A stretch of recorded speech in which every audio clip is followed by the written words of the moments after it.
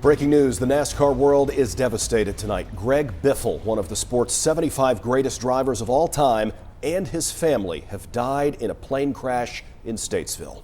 All 7 people on board that plane died. We begin with team coverage tonight. Sports director John Johnson will take us through Biffle's storied career. But first, we want to go to Chris Peterson, who joins us live tonight from Statesville. Chris, what do we know about the crash itself?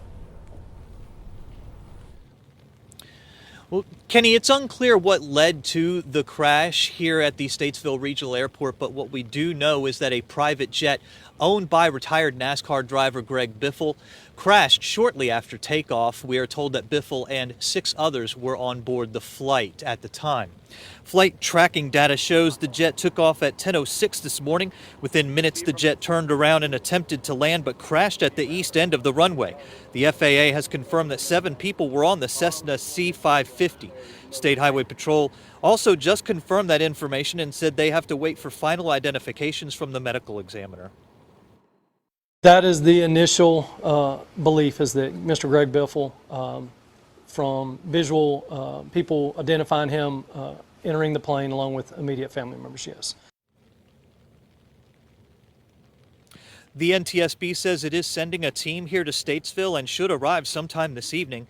Greg Biffle retired from NASCAR in 2016. He won 19 races at the Cup level and finished runner-up in the championship in 2005. But more recently, the community is remembering Greg Biffle for his humanitarian efforts, specifically right after Hurricane Helene.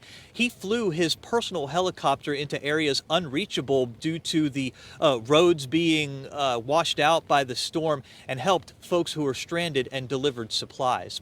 In Statesville, I'm Chris Peterson, WXII 12 News.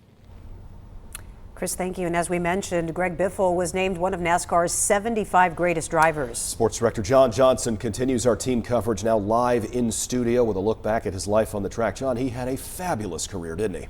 Yeah, Kenny and Christina, you heard Chris kind of touch on it, those 19 wins in the Cup Series. It's a decade of racing that retired in 2016, but if you look at his distinguished work on the track, there's not many better that have been there. In 1998, he burst onto the NASCAR scene, earning the Craftsman Truck Series Rookie of the Year. Then just 2 years later, in 2000, he would bring home his first Truck Series championship. Now, that success would also carry over into the Busch Series, which is now known as the Xfinity Series, earning Rookie of the Year in 2001 and winning a championship in 2002. Now, with that title, he became the first driver in history to win a championship in both the Busch Series and the Truck Series. It's a feat only 2 other drivers in NASCAR history have achieved. So you're talking about not only one of great humanitarians, but just one of the best drivers in NASCAR history. A huge loss for our sport, a huge loss to the entire community, guys.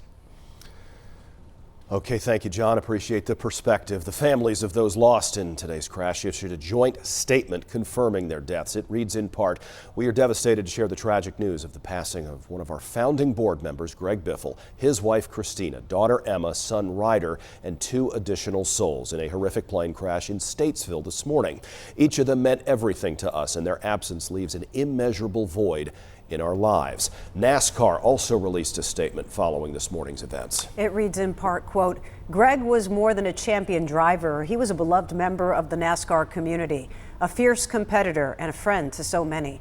His passion for racing, his integrity, and his commitment to fans and fellow competitors alike made a lasting impact on the sport." It goes on to say, beyond his racing career, he gave of himself for the betterment of our community. Most notably, Greg spent countless hours of his time helping the citizens of North Carolina during the disasters that followed Hurricane Helene. His tireless work saved lives.